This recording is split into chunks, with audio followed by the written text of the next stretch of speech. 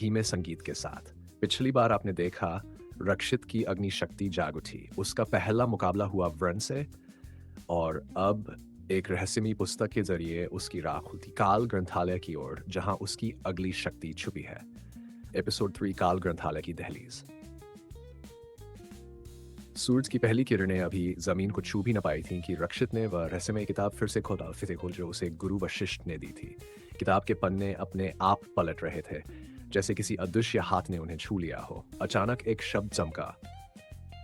रक्षित ने धीमे से फुसफुसाया, कालगामी। और तभी कमरा तेज नीले प्रकाश से भर गया। किताब से एक द्वार उभरा, एक चक्रवात की तरह घूमता हुआ द्वार जो समय और स्थान की सीमाओं से परे था। गुरु वशिष्ठ बोले, ये द्वार तुम्हें वहां ले जाएगा जहां कोई साधारण मनुष्य नहीं पहुंच सकता है। ये वह जगह है जहां ब्रह्मांड की छुपी हुई शक्तियां और प्राचीन रहस्य संचित है। पर याद रखो, वहां हर कदम पर तुम्हारी परीक्षा होगी। रक्षित ने गहरी सांस ली, आंखें बंद की और उस द्वार में छलांग लगा दी। रक्षित एक काले आसमान के नीचे उतरा। वहां कोई धरती नहीं थी, बस पत्थरों की सीढ़ियां और हवा में तैरती पुस्तकें। चारों ओर असंख्य खंभे थे जिन पर न जाने कितनी भाषाओं में मंत्र खुदे थे। एक विशाल द्वार के ऊपर लिखा था, काल के पार शक्ति के द्वार। जैसे ही वह द्वार के पास पहुंचा, एक आवाज गूंजी, बियॉन्डर रक्ताश, तेरी अगली परीक्षा शुरू होती है। द्वार के भीतर घुसते ही रक्षित एक हॉल में पहुंचा जहां धुएं में उसकी पुरानी यादें तैर रही थीं। उसने देखा, वो खुद एक छोटे बच्चे के रूप में एक युद्ध भूमि पर खड़ा है। चारों ओर राक्षस कुल के सेनानी हैं। वो लहूलुहान, पर उसकी आंखें लाल है। उसमें एक क्रूर शक्ति है। तू रक्ताश है, राक्षसों का अंतिम वारिस। तूने देवताओं के खिलाफ युद्ध लड़ा था। रक्षित चीख पड़ा, नहीं, मैं वो नहीं हूं। मैं कोई हत्यारा नहीं।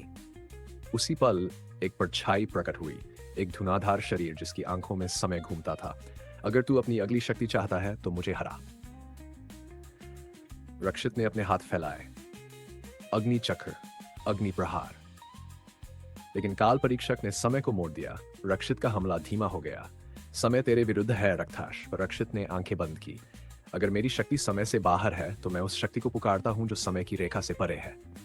दूसरी शक्ति का जागरण। अचानक रक्षित के माथे पर एक तीसरी आंख उभरी, नीली, तेज, घूर्णित। त्रिकाल दृष्टि, जागरण।